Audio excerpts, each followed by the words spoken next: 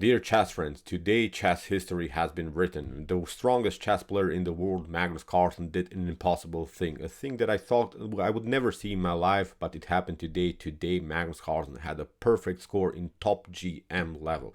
This is really crazy. Magnus had a perfect 9 wins out of the 9 games that he played.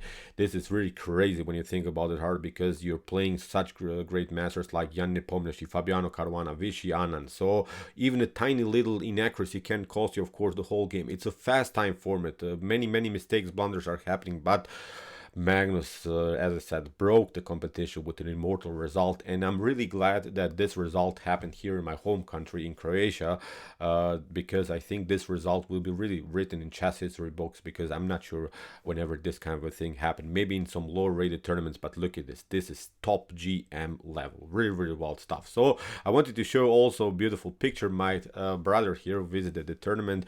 Here's an amazing picture with Magnus, and this was Magnus before the Blitz section today. Magnus played a couple of hours some basketball, which is really crazy. He's staying really fit.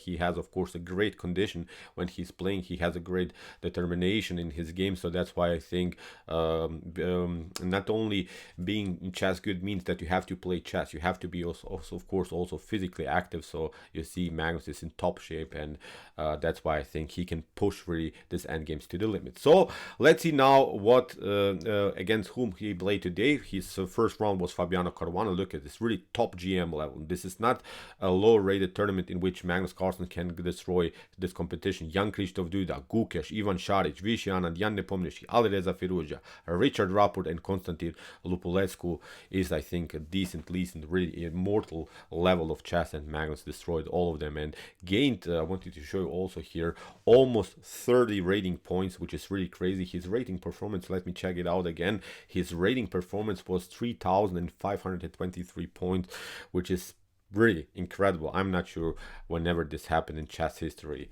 Congratulations again, really big applause. An immortal performance by the strongest chess player in the world. So I've sorted now out another amazing game that we'll analyze now. We have here Gukesh versus Magnus in this run of today's. We have already covered the beautiful game between Vishy and Magnus Carlsen. This, in my opinion, was also an incredible game, maybe even the most aggressive game, sort of, in which Magnus Carlsen again showed his great endgame skills. So let's see now the game with the white pieces. Gukesh opened with the move e4, c5 by Magnus, knight to f3, e6, the French Sicilian d4, c takes d4, the open line, knight to d4, knight to c6, the Taimano variation, and after move knight to c3, queen to c7, bishop to e3. This is now the normal way. Now comes the so-called English attack. Here we have the idea to immediately attack the flanks, the king side, because of course in many Sicilians, black is going to castle king side, and of course white wants to be fast in this attack because black is also preparing here queen side attack. So as usual, queen side attack for black, king side attack for white, and who is faster will probably win the game. So that's why Magnus stops the further progress. We have h4. Gukesh is playing here really aggressive chess. b5, knight takes c6, queen to c6. We have now queen to d2. Interesting idea here by Gukesh. I think it's something that he has prepared at home, because this is now theoretical novelty. I'm not seeing games in the Masters base that has been played in this particular line, so it's probably something that should be discussed further, that should be even maybe played, because I think this is perfect what Gukesh did here. Queen to d2, look at this, he allows b4 for Magnus. After knight to e2, he allows here Magnus Carlsen to take out now the pawn, but now Gukesh is taking over. Now Gukesh has a beautiful attack, and I think the compensation that Gukesh gets here for the lost pawn, the beautiful activity that he gets, is a perfect compensation. Look at this. Now Gukesh is on the attacking side. Rook to g1 threats, of course, bishop to g2. Magnus has to step back. Knight to f4 comes with the tempo. So you see, with every move, Gukesh is getting more and more powerful now in this position. Magnus retreats, queenside calcing. We have now really great development. We have a d-file attack, knight very active, bishop already here, bishop will come here. So all of these pieces of whites are perfect squares. This one is weak. Where are you going to go with your knight? g5 could come. So it's, I think, as I said, really good compensation for the lost pawn. But unfortunately for Gukesh, after move knight to f6 that Magnus Carlsen played, Gukesh doesn't react maybe in the best top engine way. Of course, we cannot play and we cannot always evaluate and now analyze the game just by some computer evaluations, but if you have maybe something prepared at home, then probably you want to prepare it even deeper, because knight to f6 should be met here with an amazing idea, knight to h5. Knight to h5, for instance, knight to h5 happens, g takes h5, leads now into a very complicated game for black. Black cannot develop the dark square bishop because the g7 pawn is hanging, and there are so many weaknesses in front of black's king, e7, d6, c6, b6, c5. All of these squares are weak, so in my opinion, this would be a nice continuation. For instance, if you don't play knight to h5, if you play here knight to e4, that's the beauty about this move, knight to h5.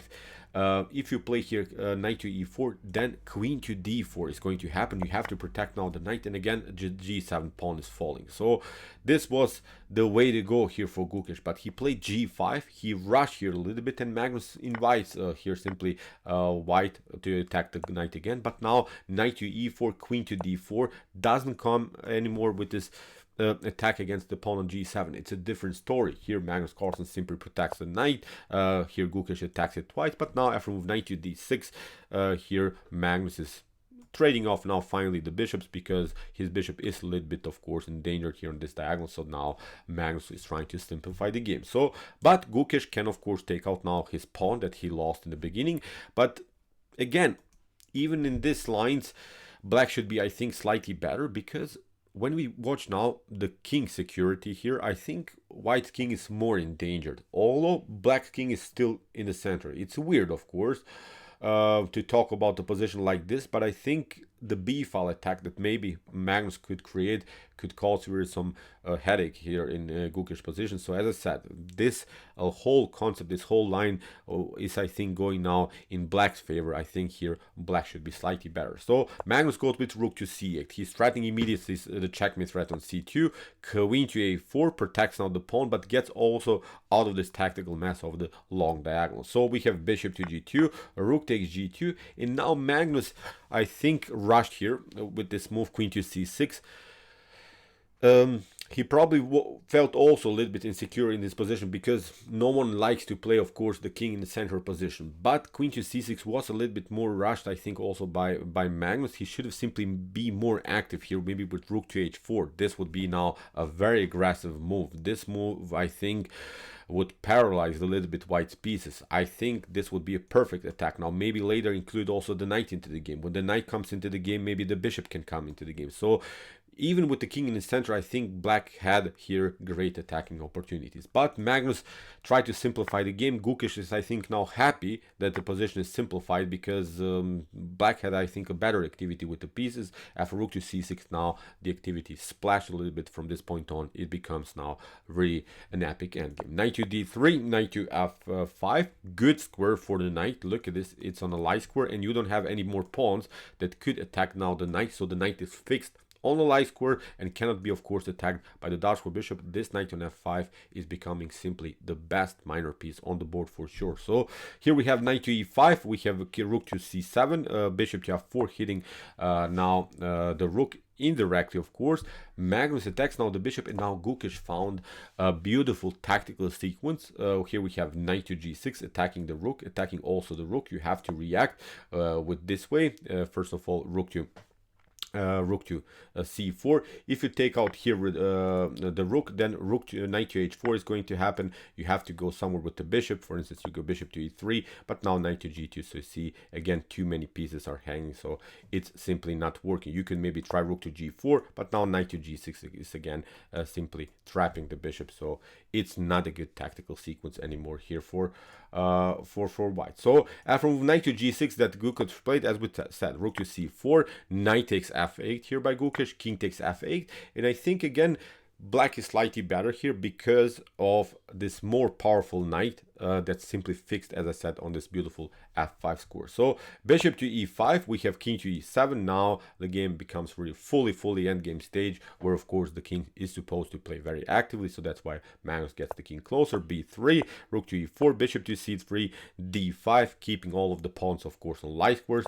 We have now a4, and now a rook to h3 here by Magnus Carlsen, hitting the bishop. And after king to b2, now Magnus maybe again played a tiny little inaccuracy. maybe in the really not the best of continuation. He should have simply gone into this line. D4 was now an amazing opportunity for Magnus to break and enter, but it's really tough to see. Of course, when I analyze the game at home, I use some engines and something, but this is a blitz game, you cannot see everything. But I think in the classical game, Magnus would see this game for sure, because it's really spicy move, because after bishop to b4, actually you can get even in front of the rook, and even, for instance, white challenges maybe the center with move c3, you have this resource, rook to e2, hitting the king, and now you just here support the pawn. If you take, then first of all this pawn on b3 is falling. So Magnus could have used simply this attack on the third rank, but of course, as I said, this is just a stockfish line that I'm showing you, so no one plays, of course, chess like this. This is simply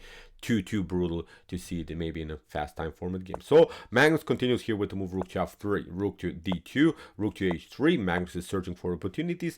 Now comes this idea d4, but it's a little bit too late. It's not the same story. Now comes this check. Now again this idea c3. So even if you play here e5 like Magnus did, now Gukesh simplified the game. Notice now that he doesn't have any more this check on the second rank. This pawn is protected, so this whole concept is not working. That's why I showed you really this idea, because from this point on the game becomes quite drawish. Bishop to c3, Magnus got challenged this way, the pieces were traded off, and now this becomes now an equal game. That says the stockfish engine. But when you play such an endgame against Magnus Carlsen, Magnus is simply pushing you to the limits. Magnus is simply waiting here you to make a mistake, and that's exactly, I think, what happened in the next couple of moves. We have rook to c1 by Gukesh. Magnus gets closer here. Gukesh attacks, of course, the pawns on the 7th rank. Magnus protects it, but also attacks now the pawn on f2. King to c1, Magnus takes, but it's still not losing, because after b4 and d3 that Magnus Carlsen played, now my question here for you is, white moves and makes a draw. And I think this is an amazing thematic end game. This is really maybe even for a study, to make a separate study just about this particular endgame.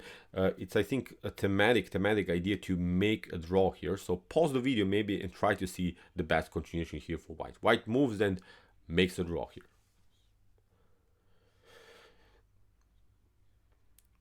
Okay. Here you have to play g6, simply splitting the pawns, or maybe trying to advance this pawn. Then of course we can take. If you play something like here f takes g6, then b5 can happen. Look at this, a takes b5, a takes b5. If, for instance, that's now the main tactical goal that black wants to play, that's Magnus Carlsen's idea. He wants to trade off rooks and get something out of this pawns here. But actually here white can trade it off, and look at this. Now when black is simply occupied with his pawn on the b file, here Gukesh could have simply gone to this pawn, and now it's of course a thematic draw, although white has this extra pawn. But what Gukesh did after move d3, as we said, he should have played g6. He played now the move b5, but it's now a different story. Magnus takes, a takes b5, a takes b5. Even if you play now g6, it's not working because of this sequence. We have now this problem. You have b takes a4. Even if you take, now Magnus would create here 3 passers, one on the d file, one on the g file, and one on the a file, and this rook is holding everything, so it's again a winning game here for black. So it's not the same position anymore. But Gukesh took, a takes b5, and now comes this idea again, the same tactical goal that we have seen previously, but now it's working in black's favor. Rook to c2, b takes c2, d takes c2, king takes c2. Now Magnus goes for this pawn, but now he cuts off white's king. Perfect endgame technique here by Magnus. Now the king gets closer. Now after the move g6 and king to e4, in this position here Gukesh resigns. So what can be played, of course, black will simply go with king to e6. So we have king to f4, king to d5. After a couple more moves, you get Zugzwang. You have to play a move. We simply play king to e4. In one particular moment, you can play, of course, king to h4. But now, after king to f4, you have to step back. We take out this pawn,